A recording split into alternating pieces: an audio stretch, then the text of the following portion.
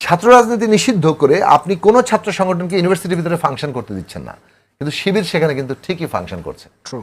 এবার ছাত্র শিবিরকে আবার নতুন করে রাজাকার বলা হলো, এবং যে রাজাকার আসলে গালিতে পরিণত হয়েছিল যখন শেখ হাসিনা সবাইকেই রাজাকার বলে গালি দিতেন।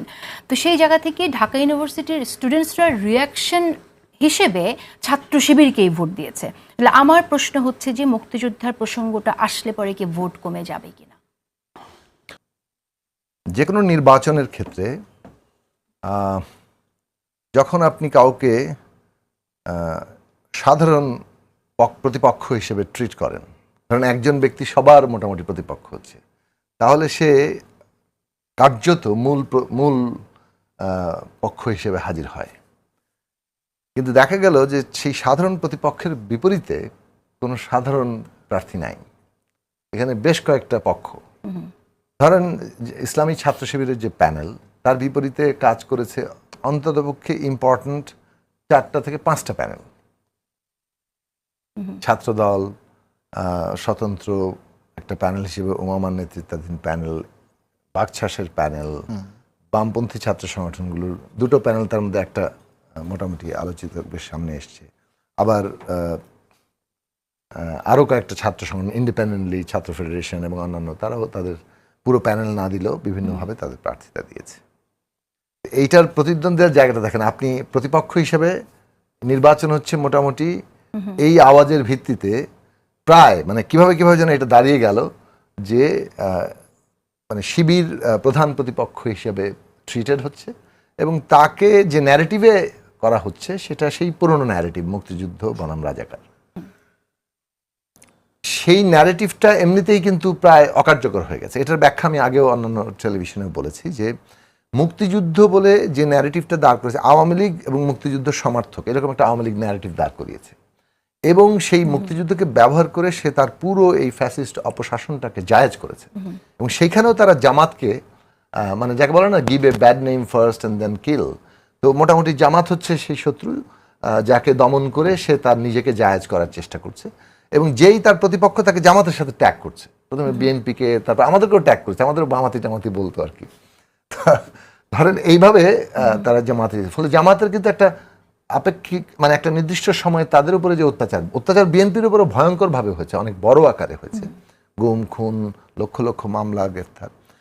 জামাতের ব্যাপারেও কিন্তু একটা বড় তাদের উপর দমন পীড়ন চলেছে, এবং সেই দমন পীড়নে তাদের একটা মজলুম জায়গা তো তৈরি হয়েছে, তাদের উপর কন্টিনিউয়াসলি দমন পীড়ন চলছে। তাহলে কিন্তু আপনি সেটা করছেন কিভাবে, মানে আপনি আপনার ফ্যাসিস্ট শাসনকে জায়েজ করছেন।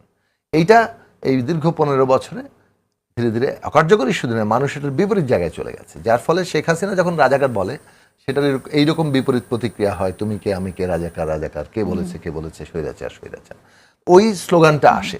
তো মুক্তিযুদ্ধ তো আমাদের ভিত্তি, 1971 সালে এত লক্ষ লক্ষ মানুষের আত্মত্যাগের উপরে রাষ্ট্রপতন হয়েছে। মুক্তিযুদ্ধ ছাড়া আসলে, মানে কেউ যদি এটার বিপরীত দাঁড় করায় তাহলে সেইটা তো মানে ভয়ঙ্কর একটা ব্যাপার। কিন্তু প্র্যাকটিক্যালি আওয়ামী লীগের যে মুক্তিযুদ্ধের বয়ান, এইটা মানুষ গ্রহণ করতে চাচ্ছে না। জনগণের মুক্তিযুদ্ধে তো জনগণের একটা বয়ান আছে। মুক্তিযুদ্ধ কারা করেছে? এই দেশের কৃষক, শ্রমিক, জনগণ, তরুণরা। হ্যাঁ, আওয়ামী লীগের রাজনৈতিক ভূমিকা সেখানে ছিল, তারা বড় দল, নেতৃত্বকারী জায়গায় ছিল, কিন্তু জনগণের যে ভূমিকা, জনগণের যে বয়ান, তার যে আকাঙ্ক্ষা, যেটা সাম্য, মানবিক মর্যাদা, সামাজিক ন্যায় বিচার, সেই জায়গা কিন্তু 54 বছরে প্রতিষ্ঠিত হয়নি। ফলে মুক্তিযুদ্ধের যে বয়ান, জনগণের বয়ান, যেখানে তার আকাঙ্ক্ষা প্রতিষ্ঠিত হয়নি, কিন্তু বিপরীতে আওয়ামী লীগের একটা বয়ান আছে, যে বয়ান দিয়ে সে সমস্ত কিছুকে দখল করছে, অন্যদিকে একটা দমন পীড়ন কিংবা এই দখলকে, একটা ফ্যাসিবাদী ব্যবস্থাকে জায়েজ করছে, সেইটার প্রত্যাখ্যান ঘটেছে। সেইটাকে আবার যখনই মুক্তিযুদ্ধ আর এই রাজাকার বাইনারিতেই আপনি উপস্থাপন করছেন, মানুষ মনে করছে ও বোধহয় আওয়ামী বয়ান নিয়ে আসছে। আপনার বয়ান যদি আপনি ডিফারেন্টলি করতেও চান, ঠিক সেইভাবে উপস্থাপিত হয়নি। ফলে যেটা প্রয়োজন ছিল যে এই যে একটা পক্ষকে, ধরুন আপনি যদি ওটা করেনও, তাহলে আপনারও তো একজন সাধারণ প্রার্থী থাকতে হবে, সেই জায়গা কিন্তু আপনি তৈরি করেননি। এটা হলো প্রধান, মানে শক্তি ভারসাম্যগত প্রশ্ন। আপনি যদি বাকিদের একজন সাধারণ প্রার্থী দেখেন, ভোট হিসাব করলে মোটামুটি সে কিন্তু ছাড়িয়ে চলে যায়। এটা গেলে একটা। তারপরে আপনার নিজস্ব বয়ান দরকার ছিল, বয়ানটা দরকার ছিল ভবিষ্যৎমুখী রাজনীতির। শিবির এখানে প্রতিযোগিতা করছে, they are one of the part, but আপনার তো নিজস্ব পলিটিক্যাল প্রপোজাল থাকবে, সেই প্রপোজালের জায়গাটাতে আমরা যেভাবে আসা দরকার ছিল চেষ্টা করেছে, কিন্তু সেটা প্রাধান্য পায়নি মুক্তিযুদ্ধ বনাম রাজাকারের বয়ানের চাপে। এইটা একটা বড় কারণ। কিন্তু শিবিরের দেখুন তাদের আরো অনেকগুলো গুরুত্বপূর্ণ জায়গা আছে। একটা হচ্ছে পজিটিভলি বলা যায় তারা পুরো আগেও সোশ্যাল ওয়ার্ক করতে, এই 13 মাস ধরে ওরা সোশ্যাল ওয়ার্ক করেছে, মানে ধরেন কেরিয়ার বিষয়ে টেকনোলজিক্যাল প্রশিক্ষণ, আর্থিক নানান সহযোগিতা, এগুলো কিন্তু তারা কিভাবে করতে পেরেছে দেখেন। এই ক্ষেত্রে শিবির কিন্তু একটা খুবই আপাত কৌশলগত সুবিধা নিয়েছে, যেটা প্রশাসনগত নানান কারণে, এমনকি আমার ধারণা এখানে আরো আন্দোলনকারী শক্তিদের মধ্যে বাকছাস কিংবা তাদেরও একটা অংশগ্রহণের জায়গা ছিল। ঢাকা বিশ্ববিদ্যালয়ে কি হলো, ছাত্র রাজনীতি নিষিদ্ধ। ছাত্র রাজনীতি নিষিদ্ধ করে আপনি কোনো ছাত্র সংগঠনকে ইউনিভার্সিটির ভিতরে ফাংশন করতে দিচ্ছেন না, কিন্তু শিবির সেখানে কিন্তু ঠিকই ফাংশন করছে।